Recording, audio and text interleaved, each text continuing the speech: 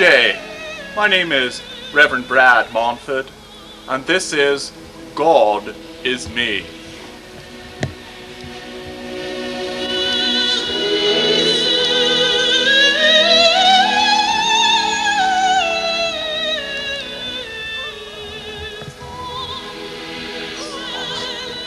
Today we propose the question, is Mark Gibson God?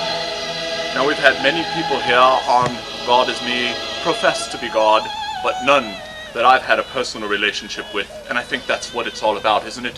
Whether you have a personal relationship with God. Now we should go over our three criteria for godliness today, and the first one is omnipotence, the second is supernatural power, and the third is he's a darn nice guy. So let's talk to Mark and find out whether he's truly God or a charlatan.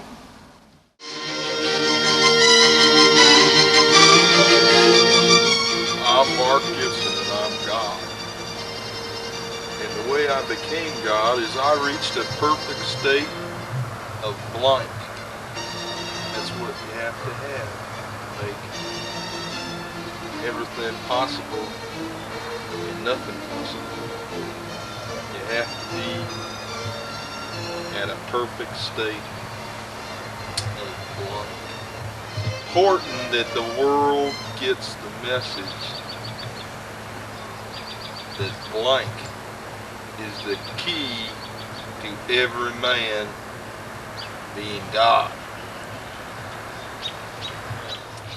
It's good to be here. I'm glad you could make it on God is Me. Me too. You know, I've always thought that your story is one interesting one in our land. Because, you know, weren't you born in the back of the pool crib? In Bethlehem, Ohio. At the Armco Steel Factory, I believe it was. That's right. And when did you first realize that you were God? Actually, it was right in the middle of the 1975 World Series. Tony Perez had just hit a ball out of the park. And he said, I just hit the ball. And that's when I was struck down with the infinite gift. And I think that's the true beauty, you know, of what you say. Because I found the same experience that I had, and I knew then that you were on the right track when I was reading Victory in Europe. And I drew the same blank, as a matter of fact. And then I thought, I wonder what this means. And then I had a personal relationship with Mark Gibson, and he filled the gap. That blankness. I spew forth blank every chance I get. It's a kind of enlightenment that you can only get through certain activities, like drinking in massive quantities of Jim Beam. But you are, well, at least God, I don't know.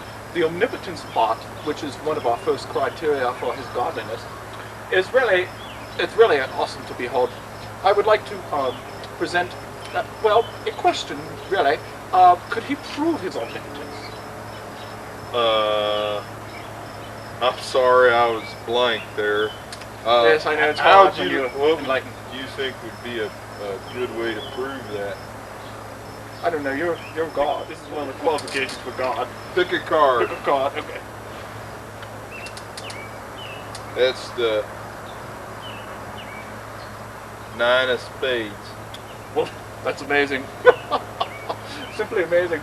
Well, I want to also ask you. What?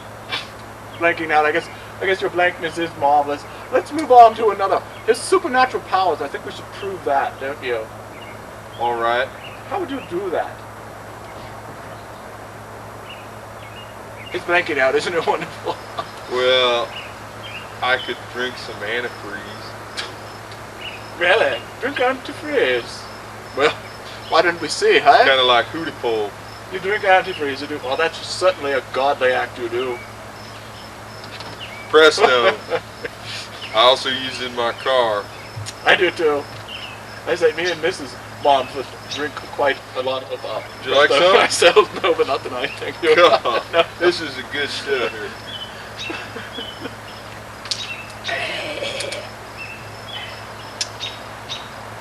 Why, that is amazing. You certainly are omnipotent. You enjoy this?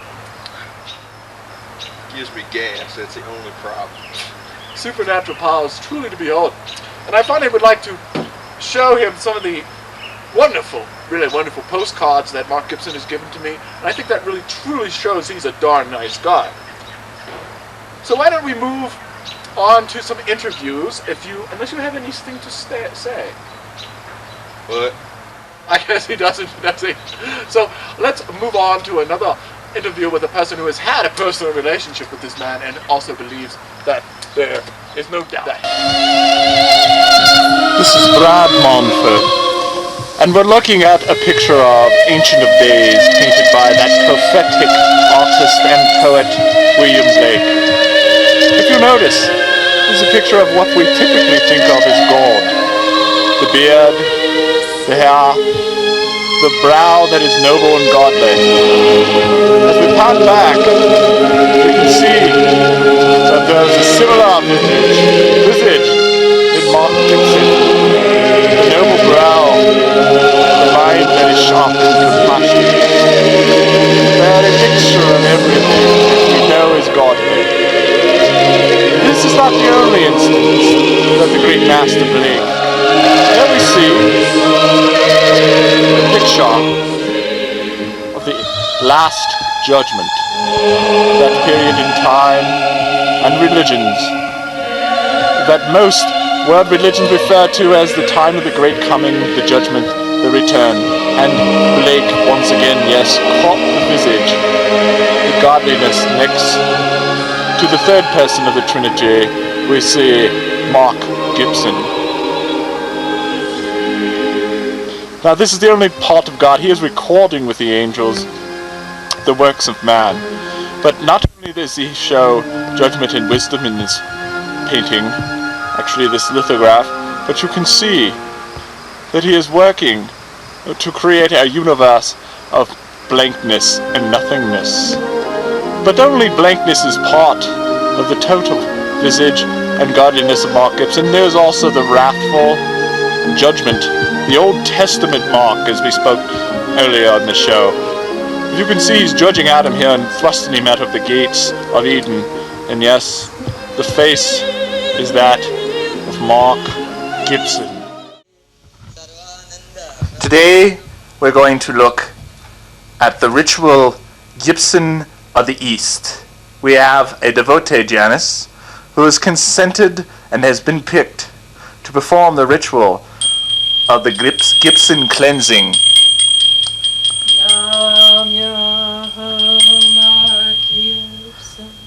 She begins by chanting the Master's name. And one of the curious idiosyncrasies of this particular sect of the devotees of Mark Gibson is that they believe that by wearing the image of the Master, they will achieve blankness and oneness in this world. Furthermore, Janice, in her hand-picked elite status, is one of the few humans who has been allowed to wash the Master's feet more than once. As you see, she takes great care in approaching the Master's visage and gently places the foot of the Master into the pool of the harmonious lotus water.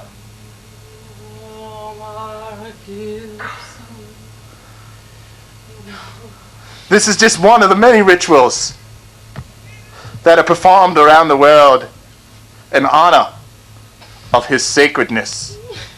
Today we're going to visit another disciple of Mark Gibson. His name is Gary Merriman, and he has a long history of having a personal relationship with Mark Gibson. It's an interesting story, and I think we should ask the man himself exactly how this came about. So let's join Gary on the porch. What do you say?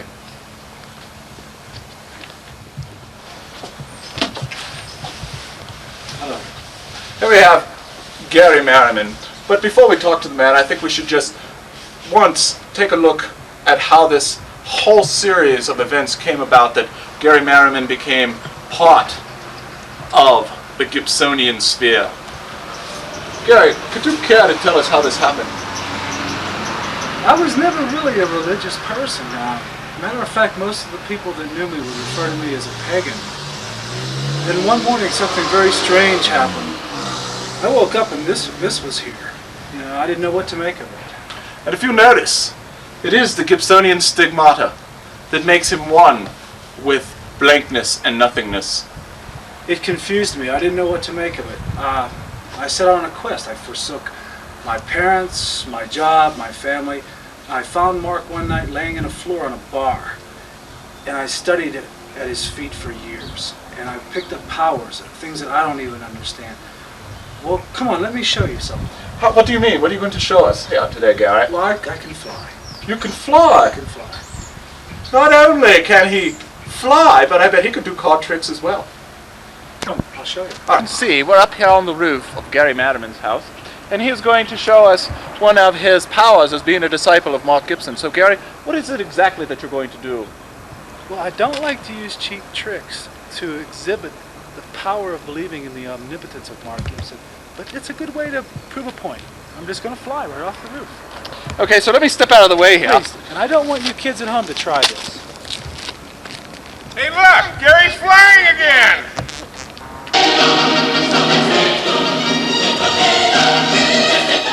Gary Madiman is about to fly.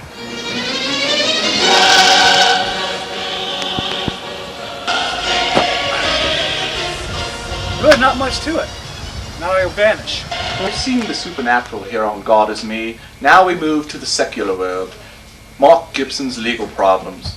As you know, or may have not known, that Mark was sued by Jerry Falwell. And with us we have today Chief Justice Susan Day O'Connor to go and discuss the legal issues. It's Sandra. Well, I had the unique distinction of writing the opinion in Falwell versus Mark Gibson.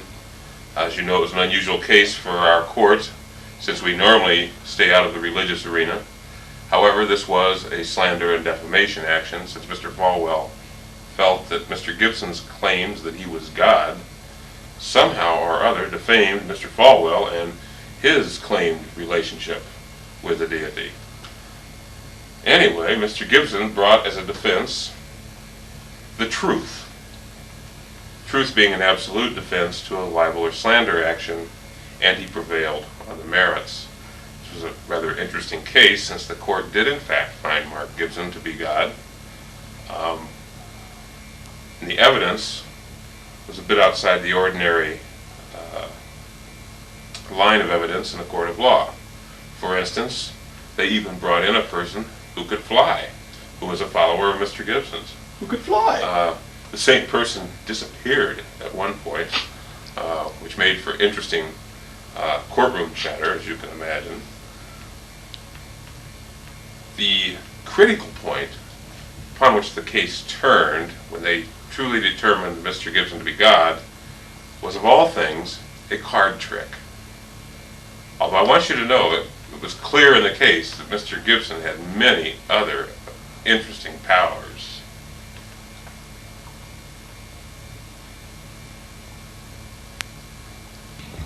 And that was the way the case was decided.